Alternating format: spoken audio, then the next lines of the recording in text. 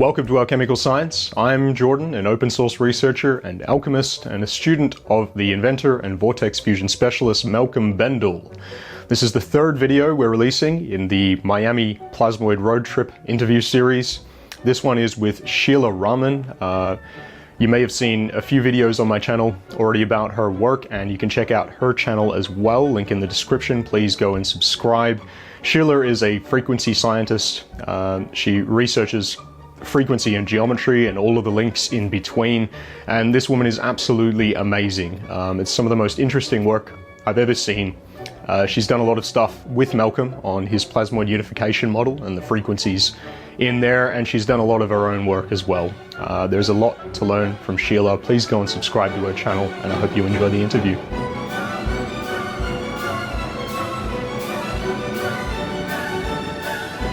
So good afternoon. We're here in Miami, and we're talking to the beautiful, talented, brilliant Sheila Rahman. And Hello. Good to see you, Sheila. Good to see you too. And so, Sheila, you have a very, very integral part in this whole story of Malcolm Bendall and his Thunderstorm generator, which he's been working on for many years, but then you came along. And can you describe what part you play in this rollout? Yeah, so we should probably start with the plasmoid unification model. So before the Thunderstorm generator, this model here basically describes the philosophy of resonance that is the basis for all of his technology, and hopefully all technology that will ever be made for the rest of time. So basically it describes the function of harmonic resonance. And my role in this whole thing is helping people understand how these frequencies were derived, how each one of these values was calculated. And the visual aspect to helping people understand is taking each one of these values, converting them into sine tones, putting those values into an oscilloscope, and showing how these harmonic values create coherent standing waves ultimately. But Beautiful. Yeah, so the oscilloscope is a depiction of what's actually happening, the phenomena of what's happening in the material world. And we can see that through cymatics, which is when you take a plate of sand and you play a frequency, and once you hit a resonant frequency, the sand will turn into a coherent geometrical pattern. So it will entrain with these very specific angles and nodal points that are in resonance with the frequency being played into it. So that's just the most basic understanding a lot of people have right now of how sound and how the harmonic ratios can influence the stability and coherence of matter. Incredible. So your background is quite academic, as well as you have a sound engineer background. So I have a degree from UC Berkeley in psychology. I also went to audio engineering school, and I toured as a musician for about 8 years. Wow. And worked as a frequency scientist for various companies that make electromagnetic coils, for example. And so I've always been helping on the frequency aspect. So somehow all these this information comes into my field, all these different numerical sequences. So my job is like I eat numbers and then I convert them into geometries, partially for reasons of art, partially healing, partially science. So those are kind of the three realms that I'm interested in. Incredible. So how did you come across Malcolm Bendall? Yeah, so I first came across him at Tesla Tech, and I was interested in his work for quite a while before that. I've always been a fan of scalar technology for years and years. Comes from my mom, and I've been a researcher for many years. And when I went to Tesla Tech and he was lecturing, I was so interested in his work, and I stayed until the bitter end, until 2 a.m. when he was done with his lectures. Wow. And I was eating up every word, just trying to wrap my head around it and understand it. And then when I went back home, I was like, okay, I'm going to try and understand some of these relationships that are encoded into this to see if this is really like a map of reality that condenses or simplifies different measurements we see in different aspects of reality. And it says some of those in the legend right here. So he's coming up with a way to simplify or reduce through harmonic octave step downs different types of measurements of different numerical sequences we see in the universe. So here are some examples here. So we got, the great year. That's one of the most important ones, 25,920. And let's see, what are some other ones? The clock, the 24 hours in a day. So, and these are, as Jordan was telling us earlier, the idea of numbers being an actual language. And so these don't necessarily have the significance of the actual quantity that's represented, but they actually have greater significances in the patterns and as you mentioned, in the octaves and in the musical realm and also in nature. Yeah, exactly. That's definitely a fundamental principle, is understanding ratios and relationships govern all of these systems. So really getting in touch with the energy behind each ratio is a key in this understanding this universal language of harmony. And for example, the 3/2 ratio, which is called the perfect fifth in music, is a ratio that is found in all levels of reality, from the quantum electron spin orbital ratios. That's the most common ratio you find in the electron spin, to the planetary motion ratios as well. And just every single layer, our bodies are encoding the perfect fifth ratio. And we just see these ratios everywhere. So it's important for humanity to start building relationships with these correspondences, because that just creates this greater nesting of, as above, so below, the micro to the macro. It kind of like sinks us in to the cosmos when we start understanding these harmonic relationships. Exactly. So sinking in rather than fighting it. Exactly. It's like being in harmony. So we're in the flow. So now things just unfold in a more organic way. The synchronicities increase. And so it's just making little tweaks to all aspects of our reality, making everything in resonance, making all the measurements, kind of click into these harmonic octave systems. And that's how energy is more efficient. Because when you have chaotic systems, there's less coherence. That's when energy starts leaking from a system, and a system becomes less efficient. So just the principle of understanding harmonic resonance in engineering, for example, if you have a pipe, the pipe resonates at a specific frequency, and you can easily, shave it down to resonate at the frequency you want, which actually Malcolm's Thunderstorm generator does resonate in this harmonic frequency resonance with the rest of the system, which is part of the whole efficiency and part of his whole philosophy of helping people understand the importance of harmony and harmonic resonance for a system to function efficiently.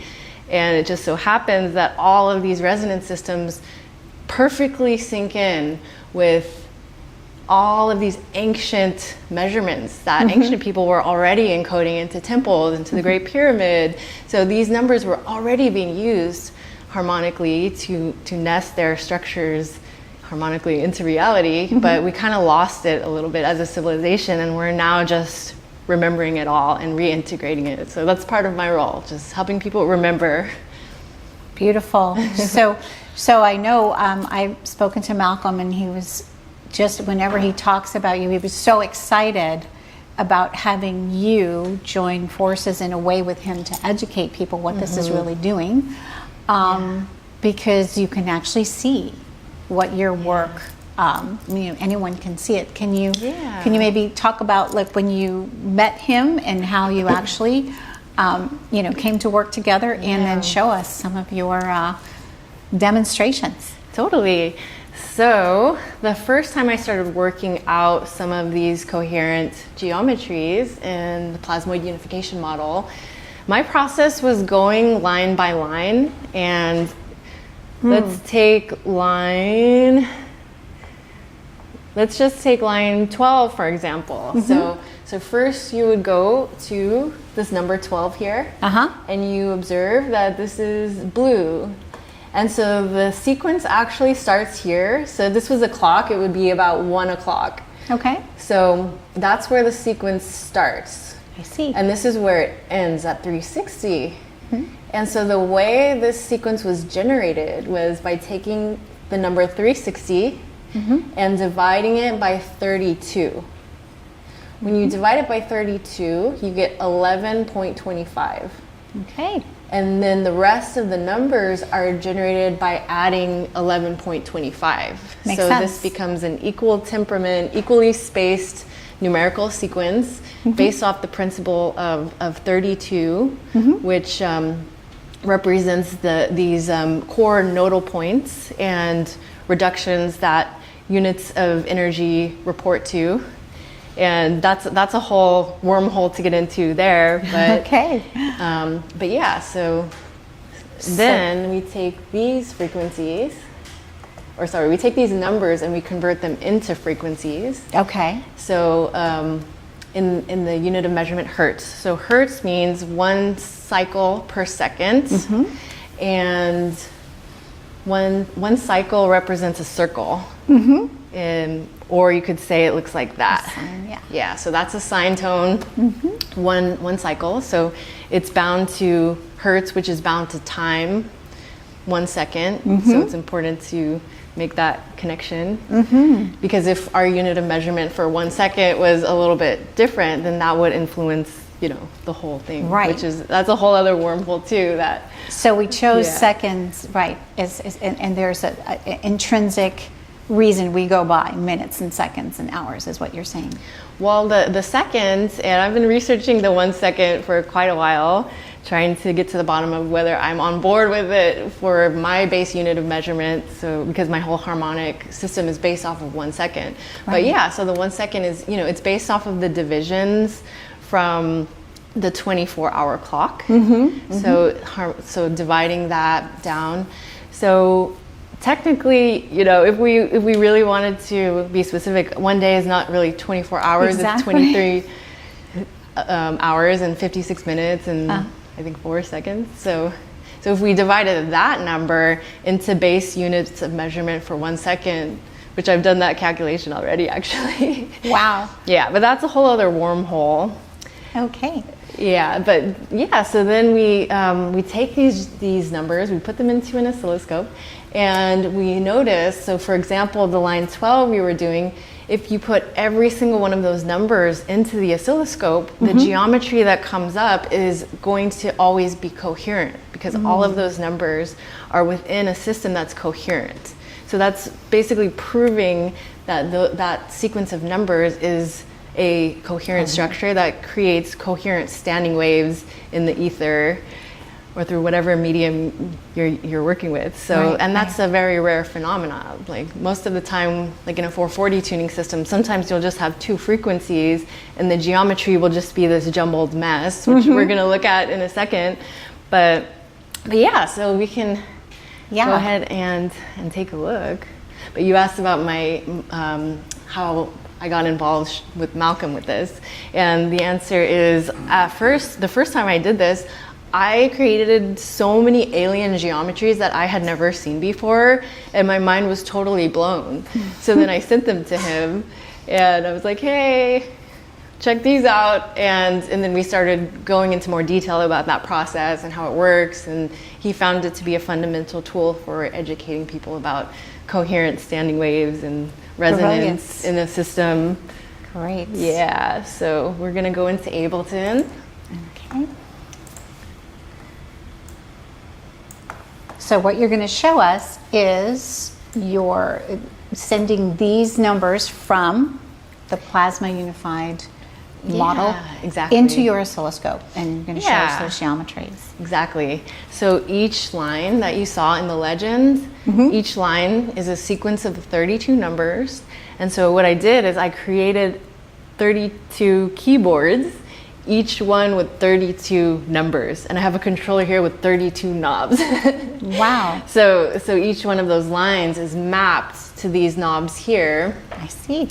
And it enables you to fade in and fade out literally each one of those frequencies, and then you can see what those ratios and relationships look like. You can observe actual properties of what that combination or ratio of numbers is doing in the ether. Wow. Yeah. So I guess we'll do line 14. I think I have a little geometry here. Yeah. Okay. Okay. And you might be able to just hear it a little bit. Just for a second, I'll put the audio up just so you can hear what that sounds like, and then I'll bring it back down. Yeah.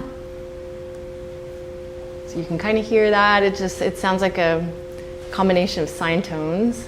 So I'm going to put the volume back down for a sec. And we're just going to observe the geometry here. And right now we have two frequencies playing from line 14.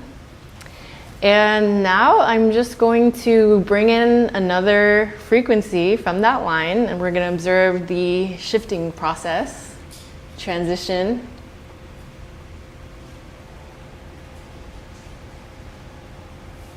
Wow. Completely coherent. Yeah. Beautiful.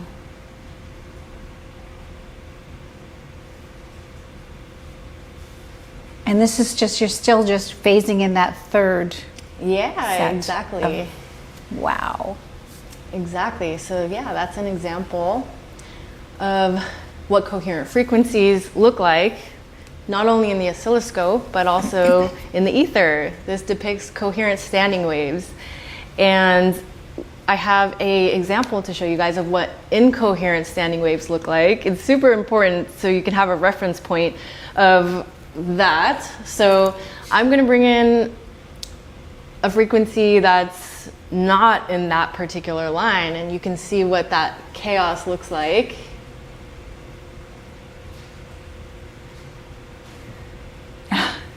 So yeah, so now you can see an example of a non-coherent numerical sequence that is not creating coherent standing waves, that is creating a lot of an inefficient energy system that's leaking energy. So the more incoherence we have, the less efficient a system is. And that goes with all of our systems, including our own bodies and our brains. Like they say, like the neural coherence or the higher brain coherence allows us more healing and more efficient use of energy in our own meridian system. Wow. But a lot of us are operating in that state, but I mean, incredible. I just think that's such an incredible, I just see this as such an incredible tool.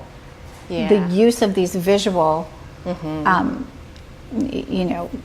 frequencies, or, a visual look at what frequencies are around us, what's affecting us, what's affecting the body. It just seems like this can be, this principle can be very key.